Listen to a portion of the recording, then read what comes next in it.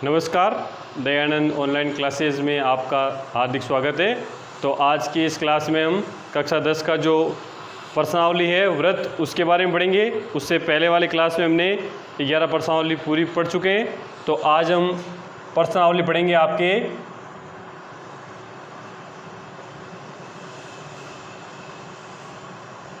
12, जिसका नाम है वृत्त, सर्कल। व्रत के बारे में पढ़ेंगे। तो मैं इस प्रश्नावली को पढ़ाने से पहले बता देता हूँ, आप जानते होंगे व्रत, तो ये व्रत होता है जिसका ये क्या होता है, केंद्र। इसको हम क्या बोलते हैं, केंद्र। व्रत की नॉर्मल जानकारी आपको कि व्रत का क्या होता है, केंद्र। और ये जो होती है वो होती है व्रत की परिधि। क्या होती है, व्रत की परिधि। ये होता है व्रत का केंद्र और ये होती है व्रत की परिधि। ये व्रत की परिधि है। केंद्र से यहाँ तक जो परिधि की जाती है वो इसकी त्रिज्या होती है। क्या होती है, त्रिज्या। ए ओ, इसको क्या बोलते हैं, त्रिज्या। और यदि इसको आगे पूरा बढ़ा दिया जाए तो ये इसका हो जाएगा व्रत का व्यास। क्या हो जाएगा, व्रत का व्यास। ये पूरी ए बी व्रत का क्या हो जाएगी, व्यास हो जाएगी। और यदि हम व्रत की परिधि के दो बिंदुओं को मिलाते हैं और जो रेखा बनती है वो इसकी होती है जीवा होती है। क्या होती है, जीवा। लेकिन व्रत की सबसे बड़ी जीवा क्या होगी, व्यास। जो व्यास होती है वो व्रत की क्या होती है, सबसे बड़ी जीवा। आपको पूछ ले व्रत की सबसे बड़ी जीवा, व्रत की सबसे बड़ी जीवा, तो आप कहोगे क्या होती है वो, व्यास। व्यास होती है व्रत की सबसे बड़ी जीवा होती है। अब देखो व्रत के भाग, आपको 12.1 पूछे हैं, व्रत के कितने भाग होते हैं। व्रत के भाग, व्रत को कितने भागों में बांटा गया है। तो व्रत का ये अंदर वाला रहेगा वो अभ्यंतर रहेगा। क्या रहेगा, अभ्यंतर भाग। और ये होगा इसका बाहिर भाग। और ये तीसरा होगा ये व्रत खुद। तो व्रत के 3 भाग होते हैं, अभ्यंतर, व्रत और उसका बहिर्भाग। ये व्रत के 3 भाग होते हैं। तो अब हम इस व्रत से संबंधित परमे पढ़ेंगे। इस प्रश्नावली में कौन कौन से परमे हैं। तो मैं पहला परमे लेता हूँ कि उसमें आपको लिखा हुआ है, सिद्ध कीजिए व्रत की समान जीवाएं केंद्र से समदुरुस्त होती है। परमे, व्रत की समान जीवाएं केंद्र से समदुरुस्त होती है। तो व्रत की समान जीवाएं, तो सबसे पहले आपको क्या लेना है, व्रत लेना है। इसकी 2 जीवाएं लेनी है, दोनों आपस में समान है। जैसे एक जीवा ये ले ली आपने और एक जीवा ये ले ली। इस जीवा का नाम है ए बी और इसका नाम है सी डी। तो आप लिखोगे दिया हुआ में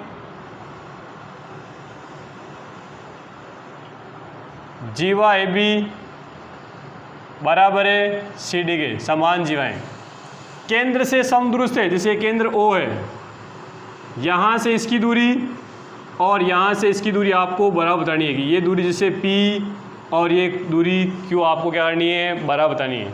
कि आपको सिद्ध करना है, सिद्ध करना है PO बराबर QO, PO बराबर QO आपको बराबर सिद्ध करना है। तो अब हम लिखेंगे रचना। रचना के पॉइंट पे क्या लिखेंगे, ए को ओ से मिलाया, ऐसे ही इसको मिला दिया। ओ को ए व डी से मिलाया, ए व डी से मिलाना है। ए से मिला दिया और डी से मिला दिया। अब मिलाने के बाद देखो आपके पास ये 2 त्रिभुज बन रहे हैं। एक त्रिभुज ए पी ओ और त्रिभुज बी पी ओ, सॉरी त्रिभुज D Q O, A P O D Q O, 2 त्रिभुज बन रहे हैं। इन त्रिभुजों को आपको सर्वांगसम करना है। क्या करना है? सर्वांगसम। तो कैसे करोगे? देखिए, सबसे पहले लिख दोगे AO बराबर OD,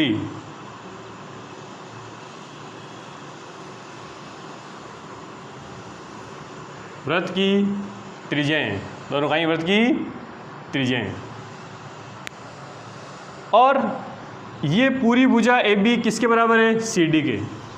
तो ये केंद्र से जो जीवा पर लाइन है वो जीवा पर क्या होती है? लंब होती है। और वैसे आपको पता है दूरी हमेशा क्या होती है? लंबवत। मैंने आपको इससे पहले वाले क्लास में बताया था कि दूरी हमेशा क्या होती है? लंबवत होती है।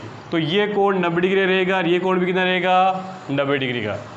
आप लिखोगे कोण APO बराबर कोण DQO, उसका कारण लिख दोगे OQ लंबवत है CD व OP लंबवत है AB के। अब आपको ये मालूम है कि वृत्त के केंद्र से जीवा पर डाला गया लंब जीवा को समद्विभाजित करता है।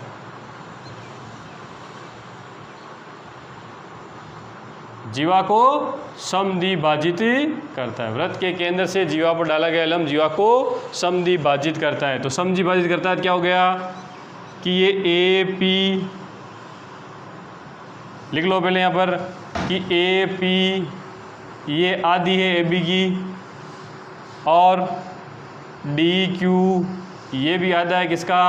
CD का। और यहाँ क्या लिखा हुआ है? AB और CD दोनों बराबर है, ये दोनों आपस में बराबर है, अतः AP बराबर DQ। क्योंकि ये खुद आपस में बराबर है तो इनके आधी आधी भी क्या होगी? बराबर। तो आप लिखोगे AP बराबर DQ। तो इसमें क्या हो रहा है? इसमें देखो 90 डिग्री का कोण आ रहा है, तो आप लिख दोगे 90 कोण को R। 90 के सामने वाली भुजा कर्ण को हम लिखते हैं H, और ये बची भुजा इसको क्या लिखते हैं हम? S। तो हम लिखेंगे RHS नियम से, RHS नियम से त्रिभुज APO सर्वांगसम त्रिभुज DQO। दोनों त्रिभुज कहीं हैं सर्वांगसम, सर्वांगसम है। तो अब आपको नियम लेना है CPCT नियम। क्या लेना है? CPCT नियम से। अब दोनों त्रिभुज सर्वांगसम है तो CPCT नियम से क्या होगा? OP बराबर क्या हो जाएगा? OQ। किससे इस भुजा बराबर हो जाएगी? ये भुजा इस भुजा के बराबर आ जाएगी। और इस प्रकार सिद्ध हो जाएगा कि वृत्त की समान जीवाएं केंद्र से क्या होती है? समदूरस्थ। कि वृत्त की समान जीवाएं थी, इनके केंद्र से दूरी क्या आ गई? बराबर आ गई। तो इस प्रकार ये प्रमेय होता है कि वृत्त की समान जीवाएं केंद्र से समदूरस्थ होती है। लास्ट में आप लिख सकते हो HP इति सिद्धम। तो ये हुआ हमारा पहला प्रमेय। हम दूसरा लेते हैं।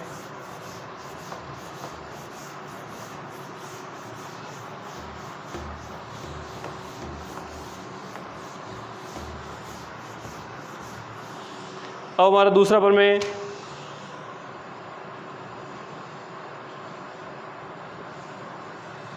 वृत्त की समान जीवाएं केंद्र पर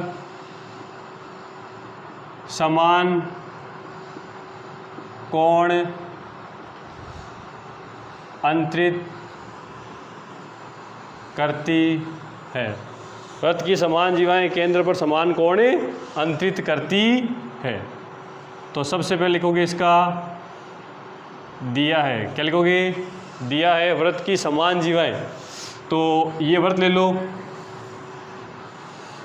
यहाँ वृत्तों को लिख देना, वृत्तों की समान जीवाएं।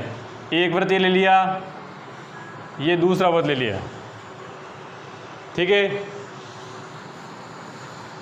ये जीवा जैसे AB है और ये जीवा क्या है?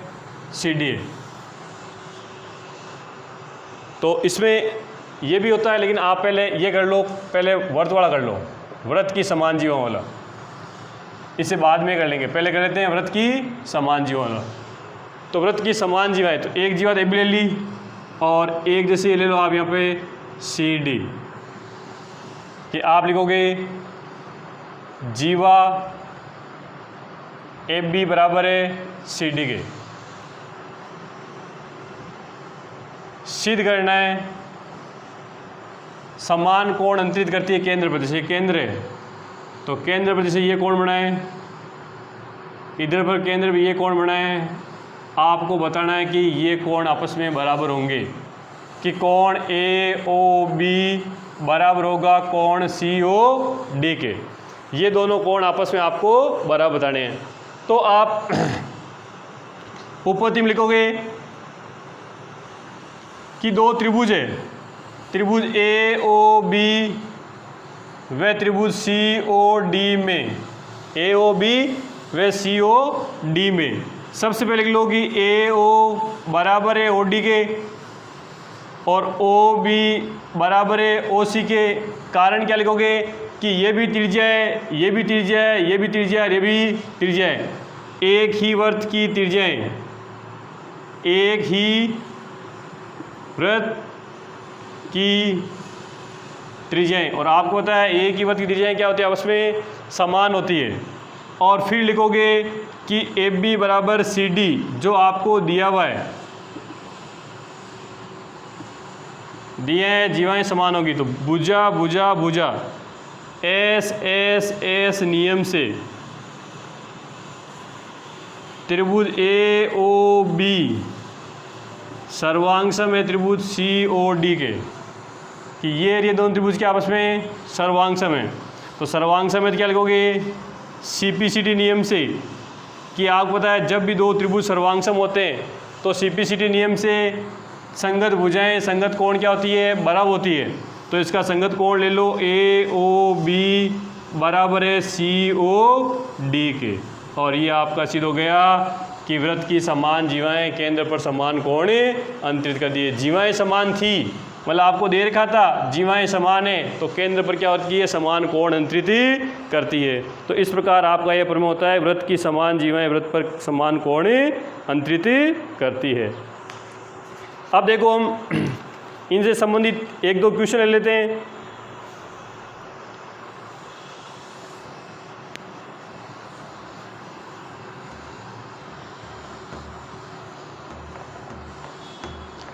कि जैसे हमारे पास एक क्वेश्चन आता है जो आपका उदाहरण एक है कि आपको आकृति दे रखी है,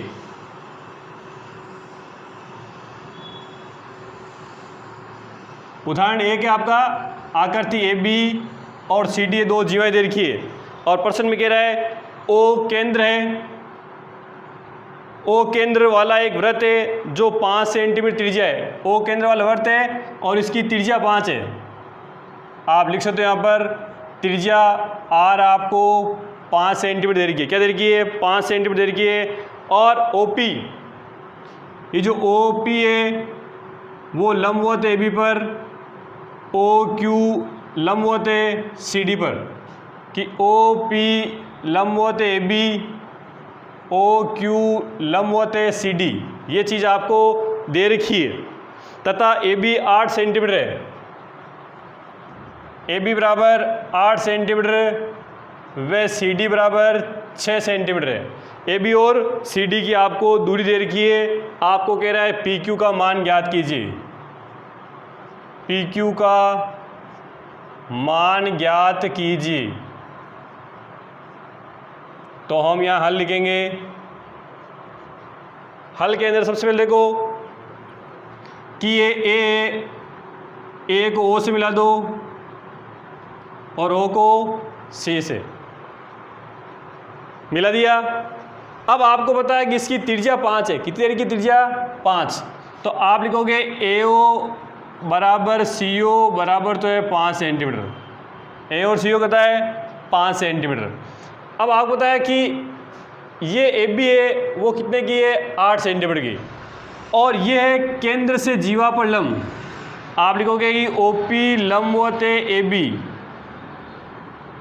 प्रमेय अनुसार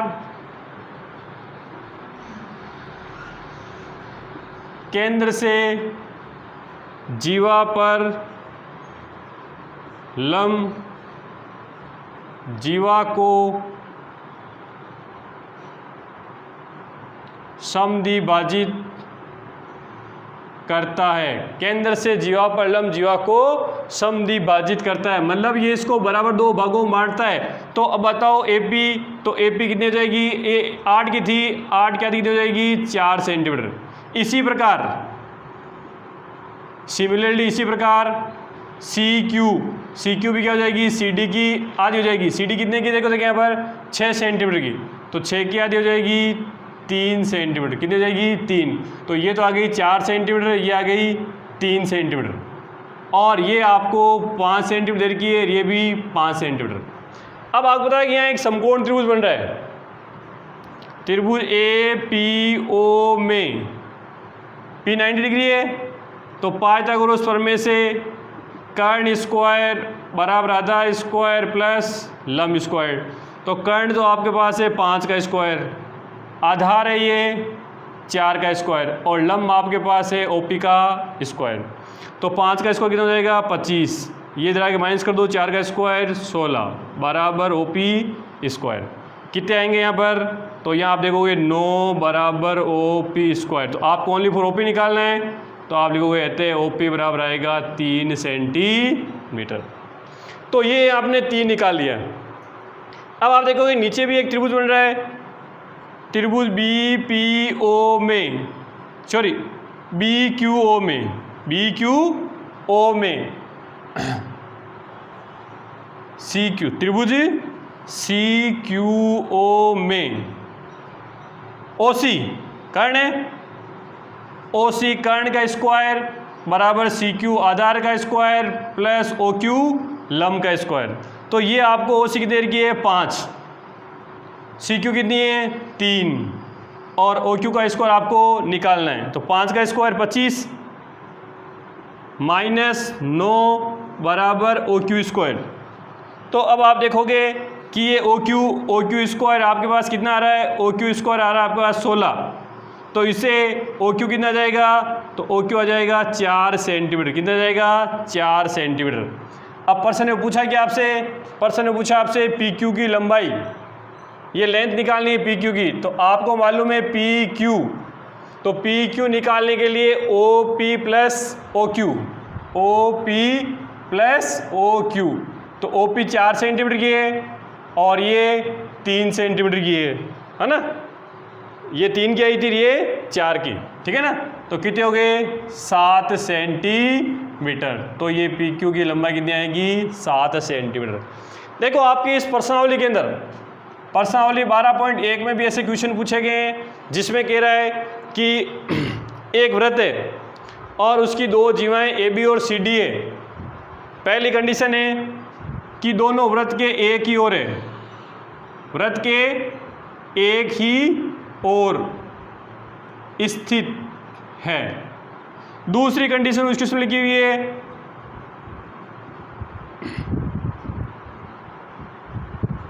वृत्त के केंद्र के एक ही ओर, और दूसरी लिखी हुई है वृत्त के केंद्र के विपरीत ओर। क्या लिखा हुआ है विपरीत ओर। एक तो कंडीशन कह रहा है वृत्त के केंद्र के एक ही ओर हो, और एक कह रहा है विपरीत ओर हो। तो एक ही ओर हो तब चित्र कैसे बनेगा, ऐसे बनेगा कि ये ले लोगे आप ए बी और ये ले लोगे सी डी, ये ले लिया ए बी, ये ले लिया सी डी, और ये इस पे लंब दे दिया P और इस पे लंब दे दिया Q, और आपको पूछ लिया पी क्यू की लेंथ कितनी आएगी। तो पहले आपने निकाला था ये कितनी आई थी और ये कितनी आई थी, ये कितनी आई थी 4 आई थी, ये कितनी आई थी 3। कि यदि ये कंडीशन आए वृत्त के एक ही ओर हो तो आप उस समय पी क्यू निकालने के लिए क्या करोगे, O Q minus O P, 4 minus 3 बराबर 1 सेंटीमीटर। यदि आपको कहते हैं एक वृत्त के केंद्र के विपरीत ओर हो, विपरीत ओर हो मतलब एक तो ऊपर की तरफ हो केंद्र के और एक नीचे की तरफ हो, तब ये सेम डायग्राम बनेगा। तो इस प्रकार का एक आपके उदाहरण आया हुआ है, और प्रश्नावली में देखोगे 12.1 में, सॉरी 12.2 में तो इस प्रकार के 2-3 क्वेश्चन और आए हुए हैं। तो आपको इस क्वेश्चन की सहायता से आप इसको सरल कर सकते हैं। अब हम अगला उदाहरण लेते हैं।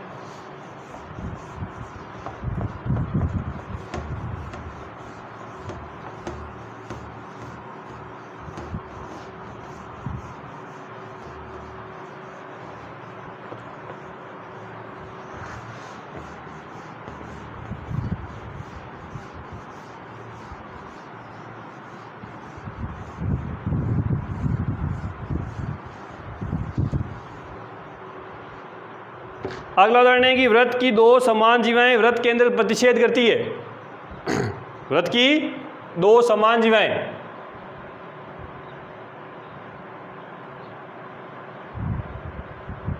वृत्त की दो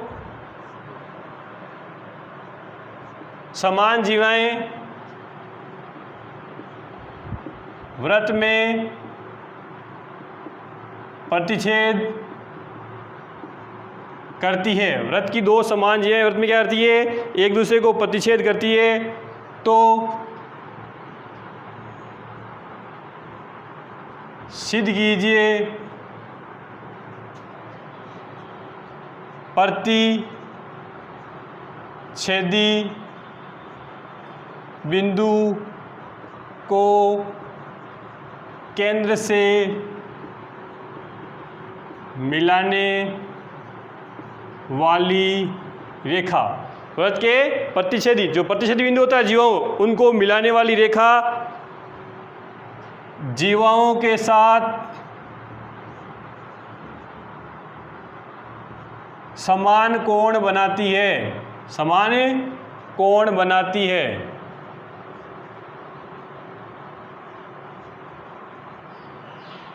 तो अब आप पहले सबसे पहले क्या लिखोगे, दिया है।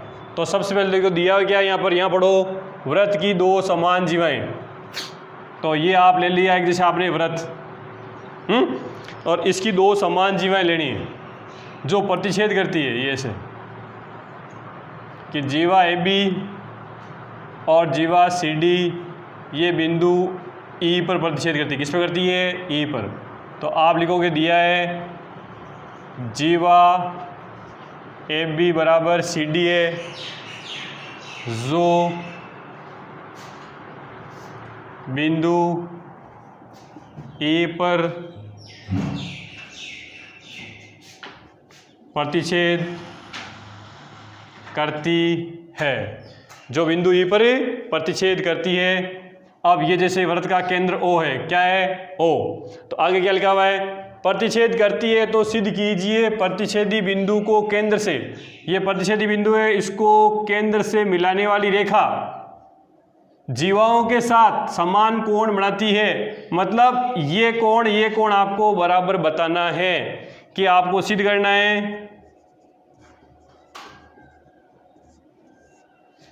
कोण। यहां पहले लंब डाल लेना इस पे P और Q, कि आप लेना कि कोण PEO बराबर बताना है QEO के। रचना में आप लिख लेना OP लंबवत CD व OQ लंबवत AB खींचे। ये लंबवत खींचना है। ये लंबवत खींचने के बाद में आप लिखोगे उपपत्ति। उपपत्ति में आपको देखो दो त्रिभुज दिख रहे हैं, त्रिभुज EPO व त्रिभुज EQO। इन दोनों त्रिभुजों को आपको क्या करना है, सर्वांगसम करना है। क्या करना है, सर्वांगसम करना है। तो सर्वांगसम कैसे करोगे, सबसे पहले को ये भुजा उभयनिष्ठ आ रही है, आप ये लिख सकते हो EO बराबर EO। रीजन लिखोगे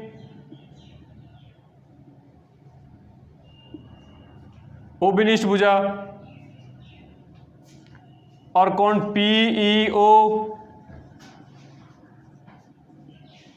बराबर QEO। PEO और QEO, ये देखो ये तो भुजा बराबर आ गई। और आप लिखो OP बराबर OQ। क्या होगी ये दोनों? समान जीवाएं, इससे ऊपर में लिखना है समान जीवाएं केंद्र से सम दूरस्थ होती है। कि आपको मालूम है कि अभी मैंने पढ़ाया था वृत्त की समान जीवाएं AB और CD समान है, तो केंद्र से दूरी भी क्या उनकी बराबर होगी। अब आपको मैंने एक बार या दो बार बता चुका है कि जो दूरियां होती है वो हमेशा क्या होती है? लंबवत होती है। तो लंबवत होती है तो आप क्या लिखोगे कि कोण OPE बराबर OQE। कारण लेना कि OP लंबवत है CD पर, वह OQ लंबवत है AB पर। और वैसे आपको पता है दूरी हमेशा क्या होती है? लंबवत होती है। अब देखो ये 90 डिग्री का कोण आ गया, तो इसको मैं लिखूंगा R, 90 डिग्री का कोण। इसके सामने वाली भुजा होती है कर्ण। क्या होती है? कर्ण। उसको लिख दिया H। ये एक अदर भुजा बच गई, इसको मैं लिख दिया S। तो यहाँ कौन सा नियम काम आ रहा है? तो सर्वांग समता का नियम काम आएगा, RHS नियम। कौन सा आएगा? RHS नियम से त्रिभुज EPO सर्वांगसम त्रिभुज EQO। दोनों त्रिभुज आपसे क्या हो जाएंगे? सर्वांगसम। सर्वांगसम होते हैं आप क्या लिखोगे? CPCT नियम। CPCT नियम से कि ये दोनों त्रिभुज सर्वांगसम हो गए, तो जो भी इनके संगत कोण या संगत भुजाएं बची है वो भी आपस में हो जाएगी बराबर। तो संगत कोण देखो, इस भुजा के साथ संगत कोण कौन बचा है?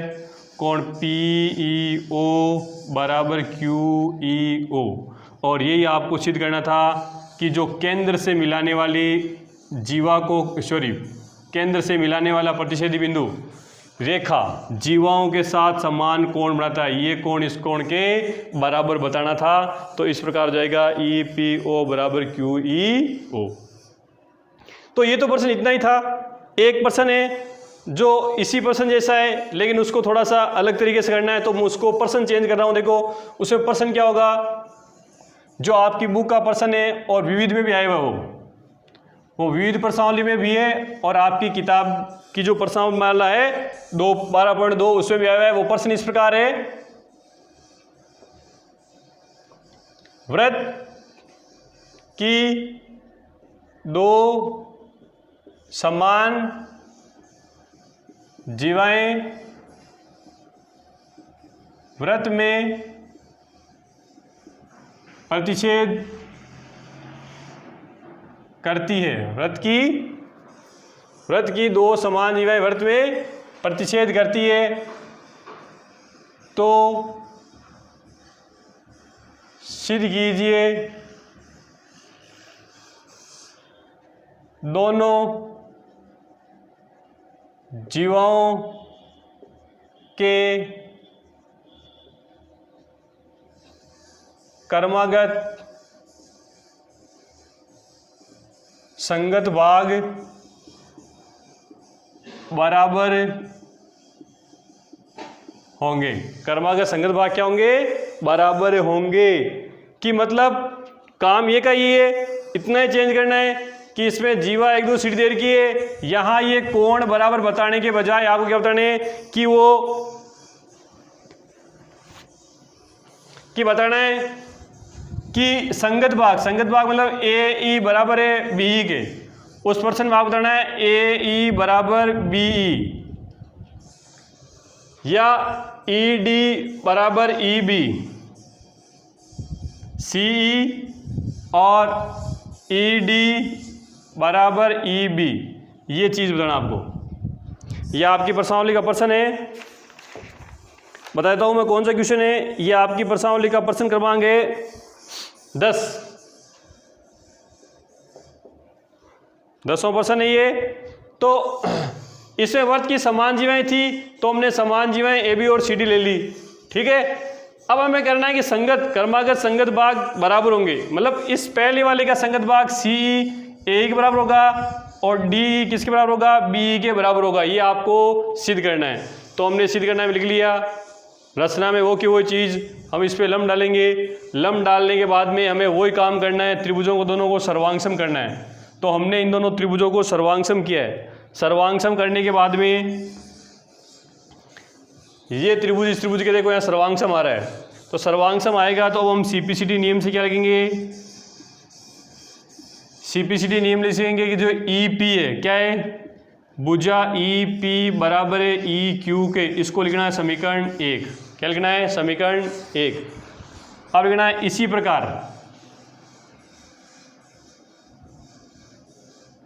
इसी प्रकार यदि इन दोनों त्रिभुजों को सर्वांगसम कर दिया जाए, इन दोनों त्रिभुजों को सर्वांगसम कर दिया जाए तो क्या हो जाएगा इसमें, इसी प्रकार लिख लेना आप त्रिभुज PDO व त्रिभुज QOB, इन दोनों त्रिभुजों में भी क्या हो जाएगा, इसी प्रकार PD क्या हो जाएगा, PD बराबर QB, समीकरण 2। अब आप क्या करोगे, इन समीकरण 1 और 2 को जोड़ लो, समीकरण 1 प्लस समीकरण 2, तो समीकरण 1 में क्या है EP प्लस PD, और इसमें क्या है EQ प्लस QB, जोड़ देंगे दोनों को, EP PD, तो पूरा जुड़ के क्या हो जाएगा, देखो चित्र के अंदर D क्या हो जाएगा, DE। ऐसे ही EQ और QB पूरे जोड़ो क्या हो जाएगा, BE, क्या हो जाएगा, BE। तो ये पहला वाला भाग आ गया ये। अब हमें ये भी सिद्ध करना है, तो इसके लिए हम लिखेंगे, इसको समीकरण दे दो आप 3 और लिखो, दिया है, क्या दिया हुआ आपको दिया हुआ है कि दोनों जीवा आपस में क्या है, बराबर है।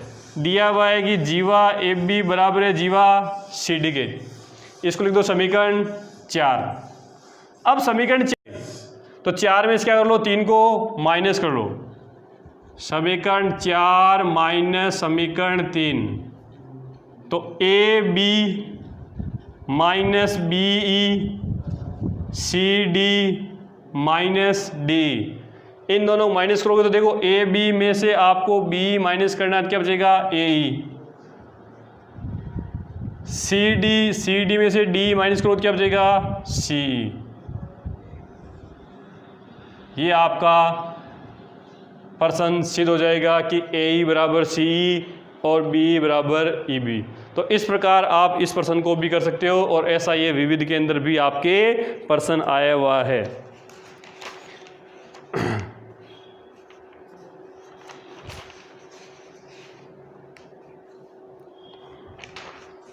अब हम अगली प्रश्नावली में बढ़ते हैं। तो अगली प्रश्नावली बढ़ने से पहले मैं आपको प्रमेय बता देता हूँ। इसका एक प्रमेय है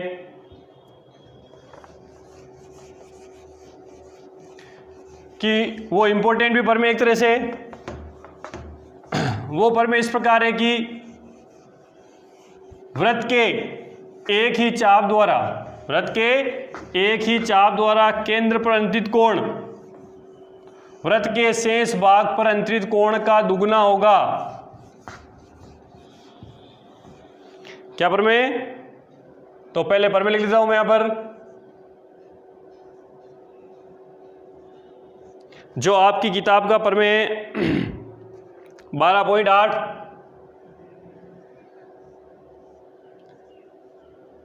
कि वृत्त के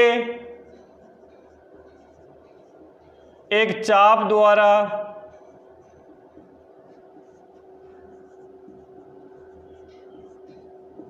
केंद्र पर अंतरित कोण उसी चाप द्वारा वृत्त के शेष भाग पर अंतरित कोण का दुगुना होता है। क्या होता है? दुगुना होता है। वृत्त के एक चाप द्वारा केंद्र पर अंतरित कोण उसी चाप द्वारा वृत्त के शेष भाग पर अंतरित कोण का क्या होता है? दुगुना होता है। तो सबसे पहले देखो चाप क्या होता है? वृत्त की परिधि का कुछ अंश, कुछ भाग, उसे वृत्त का चाप कहेंगे। तो वृत्त के चाप द्वारा, तो ये आप एक वृत्त लोगे, ठीक है, ये इसका चाप, जैसे आपने चाप ले लिया यहाँ से यहाँ तक AB, और यह है वृत्त का केंद्र O।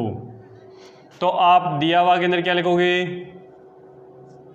दिया हुआ में आप लिखोगे ओ वृत्त का केंद्र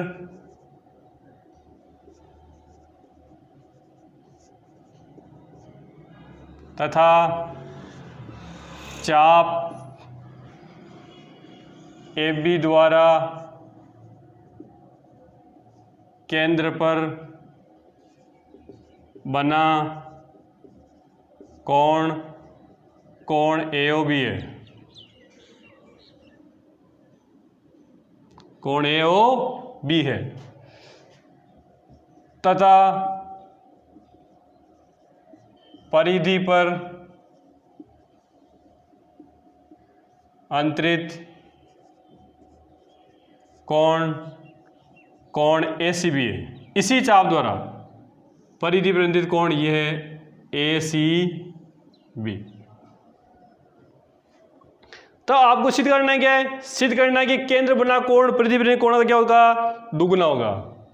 कि आपको सिद्ध करना है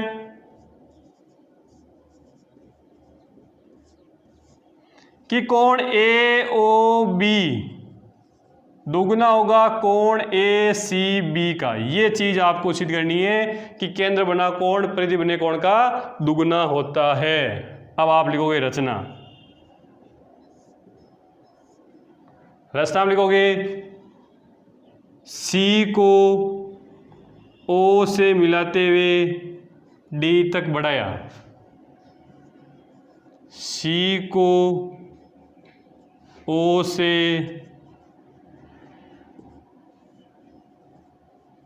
मिलाते हुए D तक बढ़ाया। कहाँ तक बढ़ाना है? D तक बढ़ाना है। अब आप लिखोगे उपपत्ति।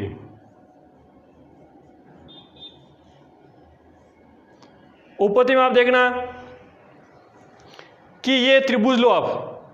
कौन सा? त्रिभुज AOC। त्रिभुज AOC। तो AOC त्रिभुज में आप देखोगे कि ये भुजा और ये भुजा आपस में बराबर है। अब क्यों बराबर है? क्योंकि दोनों क्या हैं? त्रिज्याएं हैं और एक ही वृत्त की त्रिज्या आपस में क्या होती है? बराबर होती है। तो आप लिखोगे में AO बराबर OC वृत्त की त्रिज्याएं हैं। वृत्त क्या है? त्रिज्याएं हैं। कारण लिख देना। तो त्रिभुज AOC समद्विबाहु त्रिभुज होगा।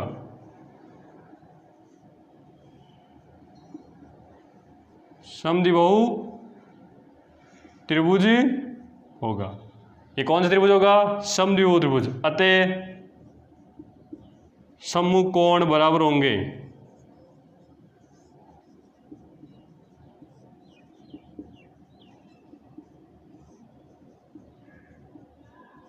समूह कोण बराबर होंगे कि कोण ये कोण यदि x का है तो ये भी कितना हो जाएगा? x का। कि कोण AOAC बराबर OCA बराबर x। इसी प्रकार अब आप देखोगे इसी प्रकार ये इधर वाला त्रिभुज लेते हैं हम।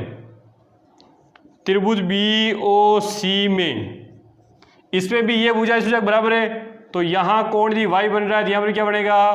y। कि कोण OBC बराबर है कोण OCB के, जिसको आप y डिग्री लिख दो। अब ये लिख दिया हमने x बराबर x, ये y बराबर y। अब आपको मालूम है कि जो आपने एक छोटी क्लास 7th 8th क्लास पढ़ा था वो चीज़ लिखा देता हूँ। किसी त्रिभुज का बाह्य कोण मतलब बाहर बनने वाला कोण, जैसे त्रिभुज है और इसका ये बाह्य कोण है। किसी त्रिभुज का बाह्य कोण उसके अंतरा विमुख कोणों के योग के बराबर होता है। योग के बराबर होता है। किसी त्रिभुज का बहिष्कोण उसके अंतराभिमुख कोणों के योग के बराबर होता है। जैसे बहिष्कोण यहाँ पर बन रहा है ये, जिसका नाम मैं दे दूँ AOD, कोण AOD। देखो ये बहिष्कोण, जैसे ये बहिष्कोण अंतराभिमुख कोण इस कोण के इस कोण के योग के होता है। जैसे यहाँ 30 डिग्री है, यहाँ 40 डिग्री लिखा हुआ है, तो ये कोण कितना जाएगा 70 डिग्री। तो इस प्रकार ये यहाँ पर में आता है बहिष्कोण उसके अंतराभिमुख कोण के योग के बराबर होता है। तो बहिष्कोण क्या है AOD। अंतराभिमुख कोण कौन से, एक तो ये x और ये x प्लस x, जिसे मैं लिख सकता हूँ 2x, इसको ले लिया समीकरण 1। इसी प्रकार सिमिलरली इसी प्रकार अब देखो कोण ये लेना है BOD, कोण BOD, इसका भी अंतराभिमुख कोण कौन है y प्लस y जो जाएगा 2y, समीकरण 2। अब आपको चाहिए था कौन सा कोण AOB। ये कोण चाहने के लिए इन दोनों कोणों क्या करना है, आपको जोड़ना है। तो आप यहाँ देखो दोनों कोण आपके पास है, तो आप लिखोगे समीकरण 1 प्लस समीकरण 2 करने पर 1 और 2 को आप जोड़ लो। तो जैसे मैं यहाँ पर समीकरण 1 और 2 को जोड़ता हूँ। समीकरण 1 में क्या है, कोण AOD प्लस कोण BOD बराबर 2x और 2y। अब देखो ये दोनों ऐड होंगे, चित्र में देखो AOD BOD ऐड हो गया तो क्या बन गया पूरा, तो ये दोनों जुड़ने पर चित्र बन जाएंगे AOB। दोनों कॉमन आ रहा है, कॉमन ले लो, अंदर क्या रह जाएगा कोण x प्लस कोण y। अब आप देखोगे चित्र के अंदर जाओ, x और y को जोड़ देंगे, कोण x और y को जोड़ने में क्या बन रहा है ACB। तो इस प्रकार ये क्या आया, जो ये केंद्र में बना कोण है वो परिधि बने कोण का क्या हो गया दुगुना। तो ये आपका प्रश्न आता है केंद्र बना कोण परिधि बने कोण का दुगुना होता है। एग्जाम्पल तौर पे जैसे मैं आपको कह दूं कि कोण AOB बराबर 100 डिग्री है, तो आपको कोई पूछ ले ACB कितना होगा, तो ये क्या हो जाएगा इसका आधा हो जाएगा, क्यों दुगुना तो ये होता है केंद्र वाला, तो ये परिधि वाला क्या हो जाएगा आधा हो जाएगा। तो ACB ये कोण AOB का आधा हो जाएगा, मतलब 50 डिग्री। न्यूमेरिकल जो छोटे क्वेश्चन आते हैं 1 से 10 तक, उसमें एक ऐसा क्वेश्चन आता है कि आपको ये कोण देके ये पूछ सकता है या ये कोण देके ये पूछा जा सकता है। तो इस प्रकार आप कोण ज्ञात ही कर सकते हो। तो ये तो हमारा परमेय हुआ, वृत्त के केंद्र बना कोण परिधि बने कोण का दुगुना होता है। तो इससे आगे के जो प्रमेय हम नेक्स्ट क्लास के अंदर पढ़ेंगे। धन्यवाद।